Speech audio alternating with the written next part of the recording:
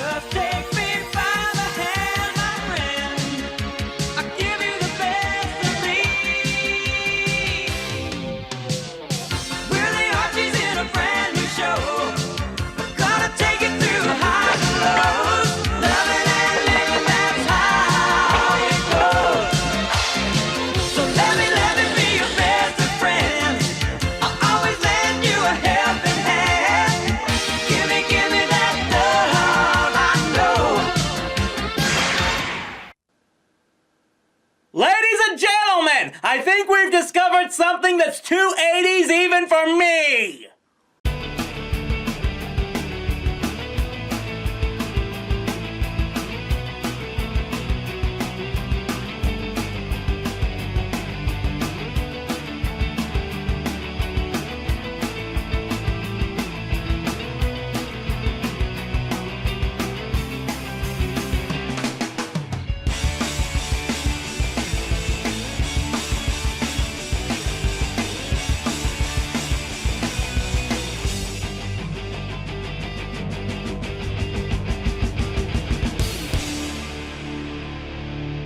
You know, it is amazing how many times I can draw from this well and it never seems to freaking get dry.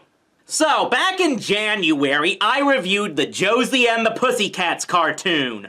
Or rather, the second cartoon where Josie and her band were pretty much turned into the Robinson family. That might have been the moment when the networks realized they had gone to the Archie well one time too many. The truth is, throughout the 60s and 70s, there were cartoons based off of the Archie comics all over the airwaves. Licensed out to so many different production studios that you'll need to subscribe to all those streaming services just to see the ones that made it onto the web. Heck, there was a Sabrina the Teenage Witch cartoon years before Melissa Joan Hart took on the role. Archie had his own radio show back in the 40s, and there were a couple of failed attempts to launch a live-action series in the early 60s, but the cartoons first started with 1968's The Archie Show, which kicked off a number of series based on Archie Andrews and his friends that Filmation made for pretty much the next decade. After 1977's The New Archie and Sabrina Hour, the Archie cartoons were pretty much put on ice. Until 10 years later when Deke and Saban decided to revive the characters for animation with a whole new look. Yep, even in the 80s, rebrands were all the rage. So let's see just what they did with the new Archies. So, just watching this intro, you've probably already checked off one box on your bingo card of 80s cartoons. They went the Muppet Babies route, changing all the main characters from high schoolers to preteens. And with both the change in clothing styles and turning Pop's Place from a soda shop to a video arcade, it's like they hit the comics with an 80s glitter bomb. So let's get into these character designs. Archie and Jughead look like, well, younger versions of Archie and Jughead. Nothing really wrong here. But then there are the girls. Betty just looks way young, even for the age this character is supposed to be now. And oh my god, is that supposed to be Veronica? Yeah, the high-maintenance, narcissistic fashion plate of the series in this show looks like Madonna, Cyndi Lauper, and Tiffany all threw up on her at once! That is the dumbest I have ever seen Veronica look, and I've seen her dressed as a go-go dancer in the Archie crossover with Batman 66. Oh, and she also has a Valley Girl dialect in this series, when the character sounded Southern in all previous shows. Reggie Kins, you're my best friend in the whole wide world. I know it doesn't mean that much, given that we never really know just where Riverdale is located, but still, you just had to go that extra mile of annoying, didn't ya? Of course, the two characters whose looks don't really change are Principal Weatherby and Miss Grundy, who, yes, are still faculty in the kids' school, even though they're all now in junior high. I guess they both eventually go the Mr. Feeney route and follow everyone into high school. Oh, and in addition to Moose and Big Ethel being regulars, we also have these two new characters in Eugene and Amani.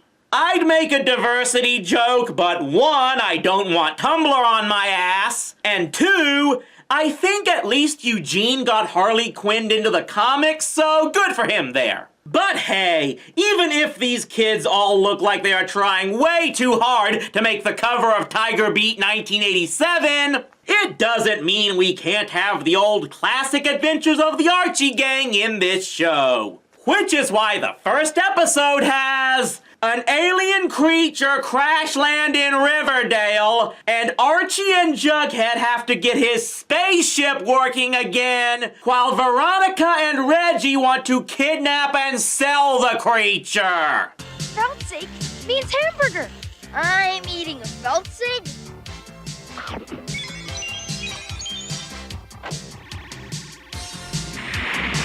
No, you idiots! The Alf cartoon came on at 11 a.m. Eastern Time. This is 11:30!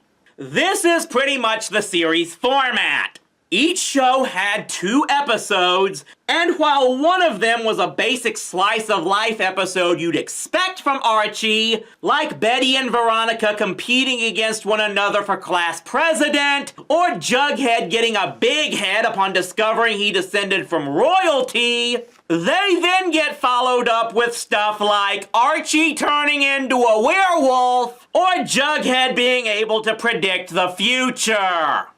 Tomorrow, Veronica will be the sweetest girl in class. Let me see. Let me see. Ah! Help! I'm bit Bon Bon! Jughead's prediction came true. A lot of those other episodes are often centered around Eugene and the fact that he's some type of super genius, and thus is making crazy inventions like a gas shooter that makes people tell the truth. Because Veronica's an egotistical snob. What did you say? Or when he gets his mind switched with Moose. You've answered the last 10 questions correctly. Everybody got wet. Or even, yeah, there's that episode as well. How many of these writers went on to make the later seasons of Family Matters?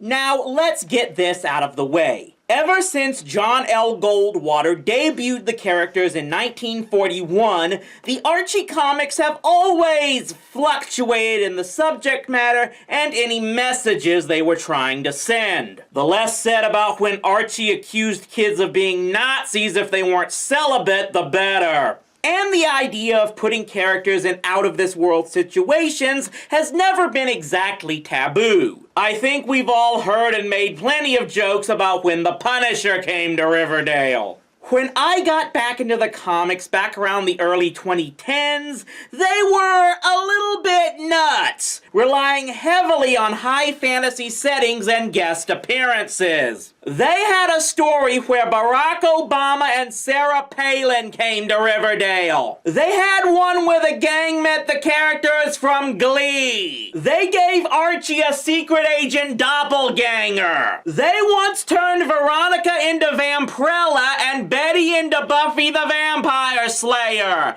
in the same issue. Now, for what it's worth, I was not able to catch any of the old episodes of the Archie show in prep for this review, so I don't automatically know if they ever went with any type of fantastical stories there. However, like I said before, there was a Sabrina series back then, so anything is possible. And then, of course, there was the whole Archie's Weird Mystery show that I may or may not have reviewed. It's complicated. My main point is that I cannot verify if this show was the point where the Archie series really started to get out of this world and was no longer based solely on reality. Let's just say I wouldn't be surprised if this was the case, and I wouldn't be surprised if it wasn't.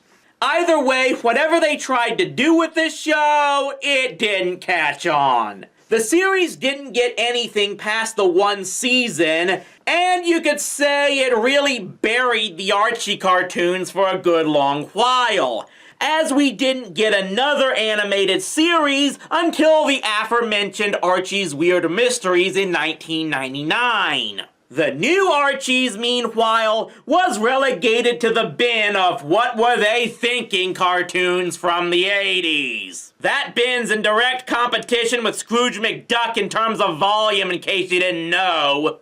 This series was just bizarre. The episode plots are not terrible, to be sure, but it's overshadowed by asking just why the creators wanted to change the whole setting to make all the characters younger. There was a comic book series that tied into the show, so it's clear Archie Publishing was hoping the whole retool would take off, but yeah, it didn't, and maybe that was for the better. And yet, I would still take a kidified version of Archie with more 80s schlock than a Wham reunion tour than whatever the frack they did to those characters for that CW series. See you next time on TV Trash.